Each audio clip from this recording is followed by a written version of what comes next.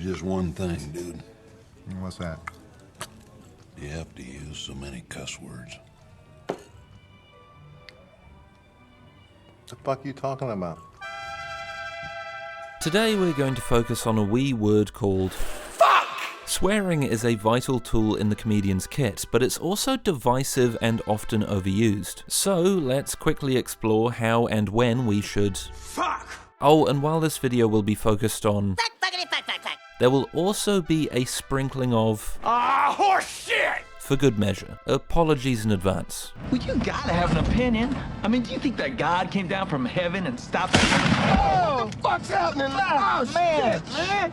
Oh, man, I shot Marvin in the face. Why the fuck did you do that? Well, I didn't mean to do it. It was an accident. Swear words have an innate power that other words don't. They add impact and spice to a comedian's set. Although they don't have the potency they did back in Lenny Bruce, George Carlin days, swear words are still seen as a bit taboo and a bit naughty. That word is like explanation point. I mean this. It's onomatopoeic. It sounds exactly what it is.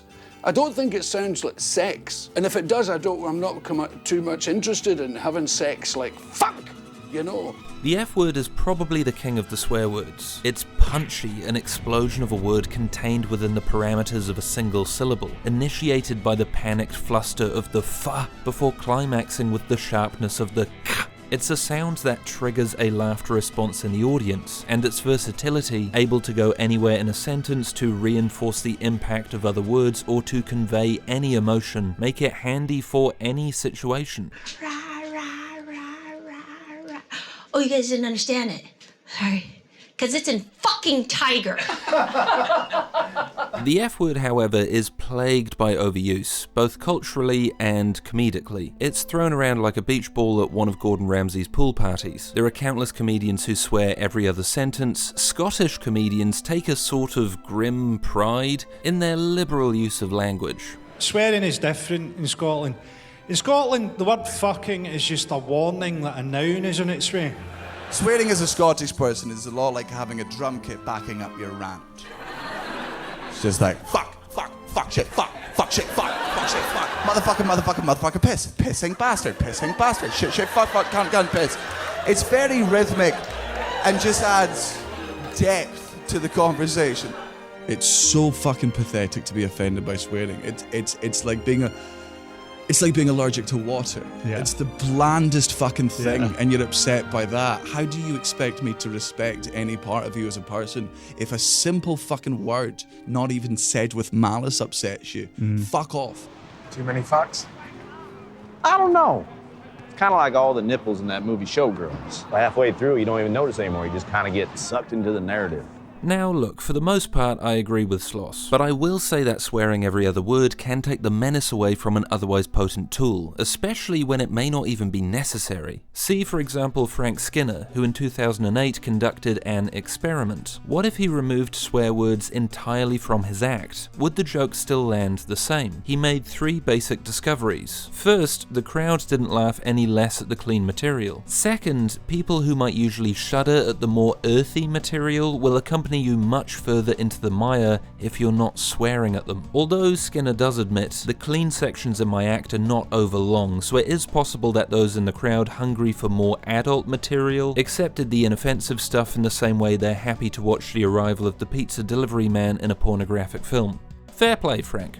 Some men have a thing called clitorophobia, right? They're actually scared, some men. It's amazing. They're scared of the female, I don't like the word, the clitoris. They're scared of the clitoris. That's not my problem. In fact, I'd say nowadays that's one of the few things in a hood that I'm not scared of.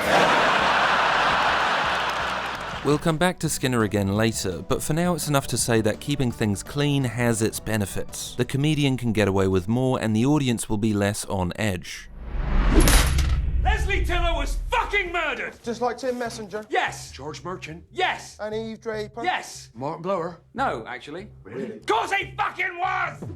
The benefits don't stop there. A crafty comedian who uses swear words sparingly will see them have a stronger effect. David Mitchell is one of the best swearers in the game. He realized that by conserving this tool, when he does choose to use it, it has way more shock factor. Now, any economist will tell you that what you do in government is you tax the things you want to discourage and you don't tax the things you want to encourage. So we tax nicotine because we want to discourage smoking. We tax alcohol, we want to discourage drinking. But we don't tax pension contributions because we want to encourage people to put things into their pensions. Right. So what we're doing is we're discouraging people from being nice and having a conscience by taxing it. And that is the most fucking bonkers system that we could possibly have come across. As Drake Depew notes, I love when Mitchell curses because it breaks the normal rhythm of his speech and demonstrates how measured use of a forbidden word can give it a powerful meaning. Perfectly said. Gary Gulman works in a similar way. Save it, and use it in a space that gives it more of a thrill, like this set on Conan, for example. So what's next? Arizona, AI, there we go, we're back on track. Next, Arkansas. Shit. That is, I think, the only time I ever swore on television. When you say shit on a show that you're not allowed to say shit, I mean, they're not expecting that. So it really worked well, and it's worth saving. It's like one of those things in a video game. You don't want to use all the power pellets right away. You want to use it for the right moment. Gulman has cut swearing almost entirely from his act, but his earlier specials demonstrate a clever use of swear words. They're sparse and never wasted, but when they do come, they take the punchline to a whole other level and contrast fantastically with his innocent subject matter. Grapefruit says, "Thanks. What can I do for you?" And Grape says, "Yeah, I was thinking about that. When we're in a fruit salad together, could you not fuck up my shit?" From now on, anything we can grind up and shove inside a Newton, let's do it! And some guy in the third row is like, cranberry kiwi, sir? Fuck yes! I said anything, goddammit. I'll shove you in there if I think that's gonna move cookies. Sick of getting our asses kicked by the Girl Scouts. Those bitches have no overhead.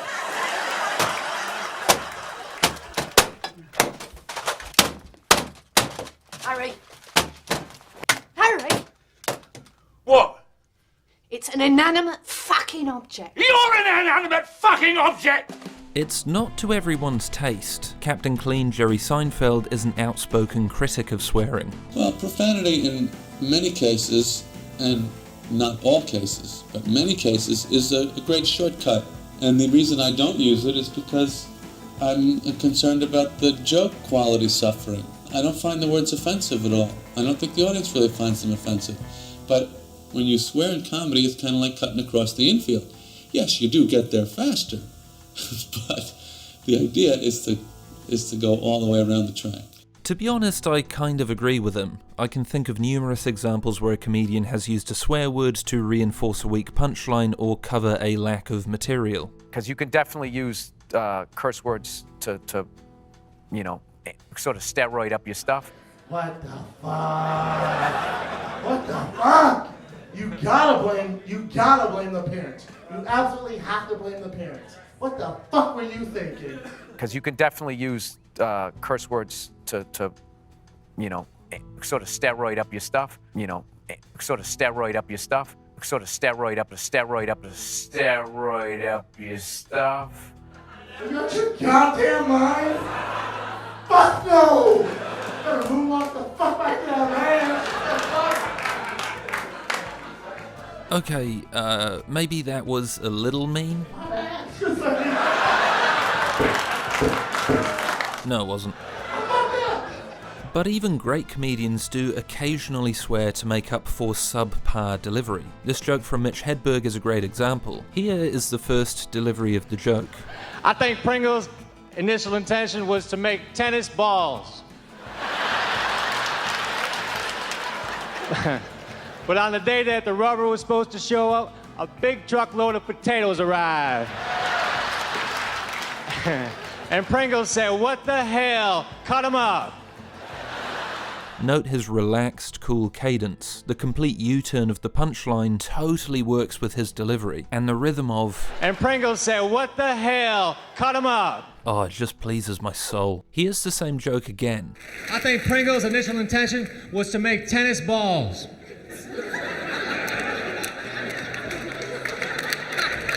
But on the day that the rubber was supposed to show up, a big truckload of potatoes arrived. And Pringles is a laid-back company. They said, "F it, cut 'em out."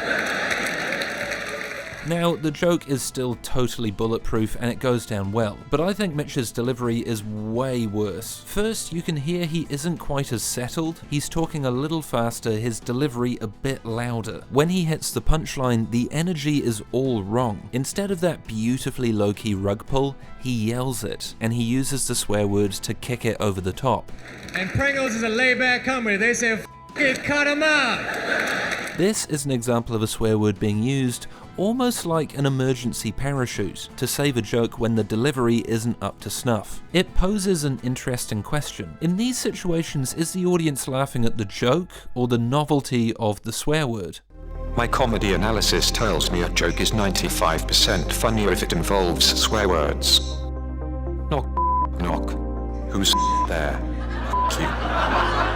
For Seinfeld, it's the swear word, which he demonstrates with an old joke of his about Superman. It was a Superman bit, and it was something about how inept this newspaper would have to be, that these people, they don't even see the resemblance. These are journalists, you know?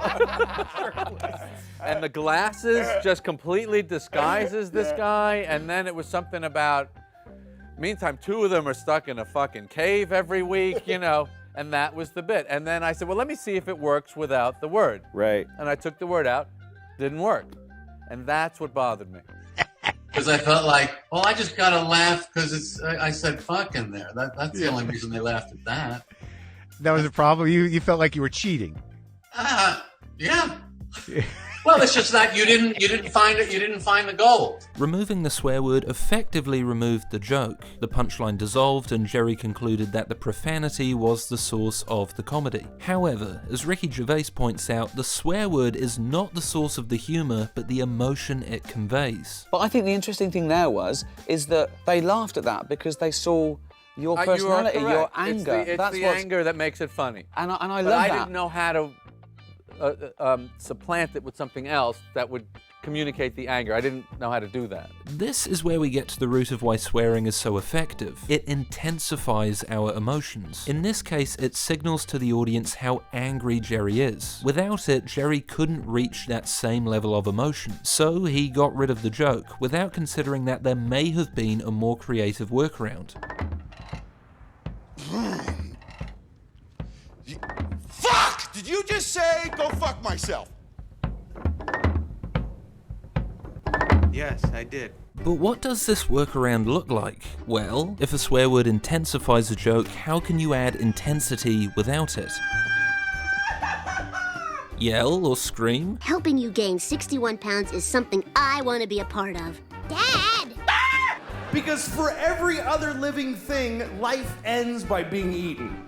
That's how all life ends, is every single life except human life. Every life ends like this. Make a sudden change to your tone or pitch. Then, his penis, erect in defiance of God's will. Perhaps a sudden moment of physical comedy can heighten the situation. One guy talking plenty for everybody, and then me, myself, right, and then I, and then myself, and me. I couldn't tell this one about I because I was talking about myself, and then me.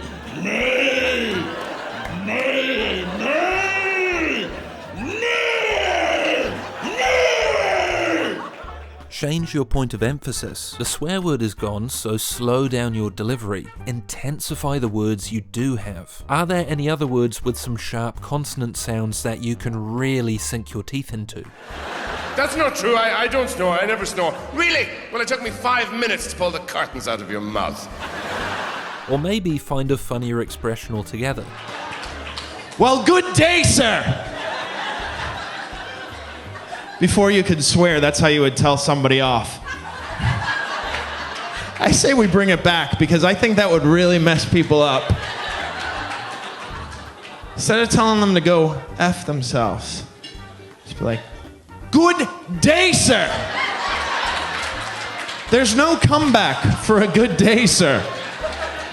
Mr. Scrooge, I just want to put some more coal into the... I said good day, sir! All right, I'm out of here.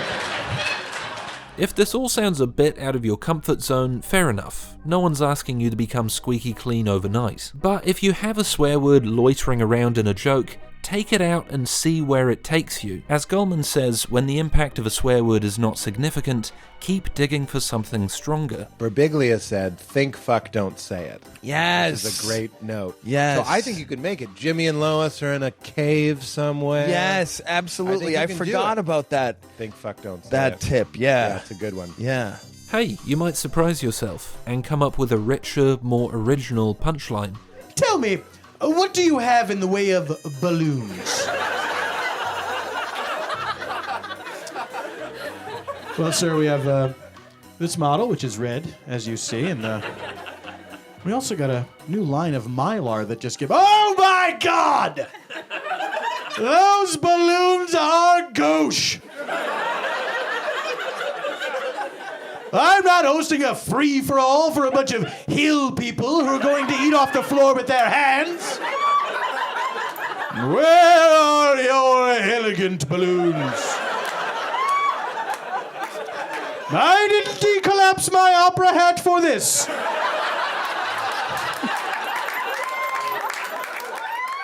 Now, all this is not to say I'm against swearing, because I'm not. In fact, I kind of love it. Watching Bill Burr, Louis C.K. or George Carlin go on some hell-bent rager is one of the reasons I got into stand-up. Can you even imagine Bill Burr finishing some blood-pumping rant without firing some swear words to the heavens? It would read as completely inauthentic. You know, the people I grew up didn't talk like that. The stories I had to tell, people weren't like that.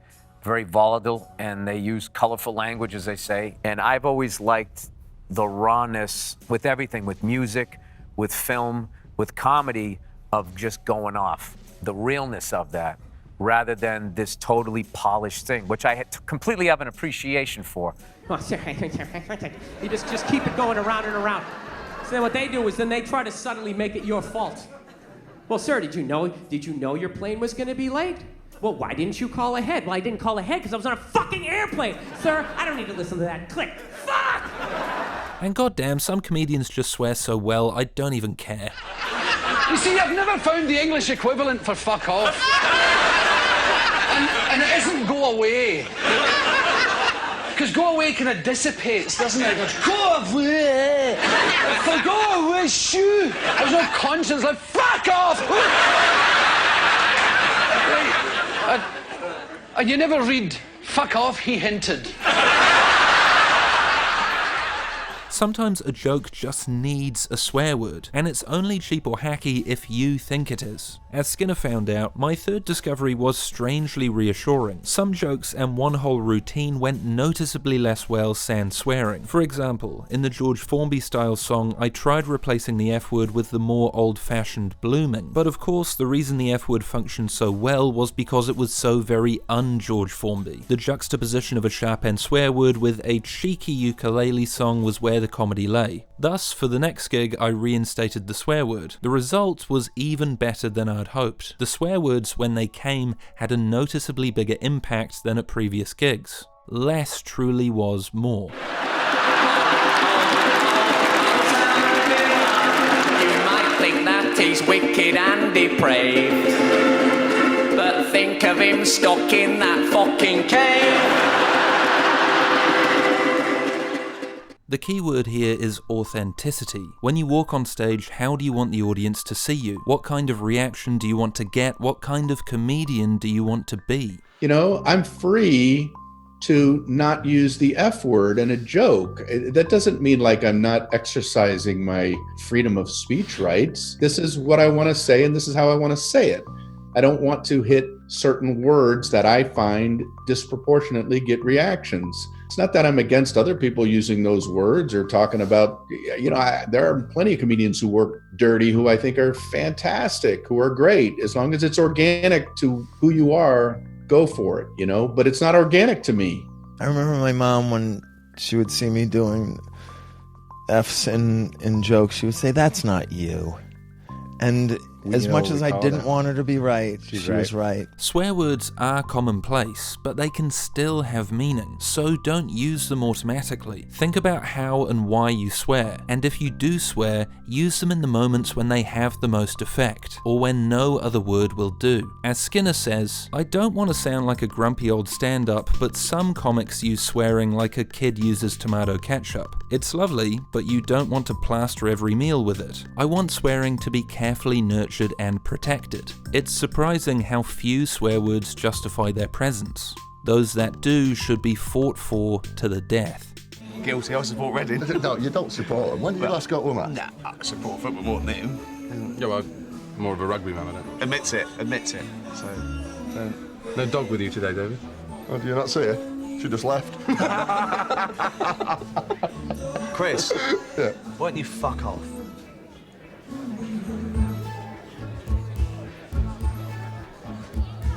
Sometimes when I think of her name, when it's only a game, and I need... What things do you have to routinely overcome?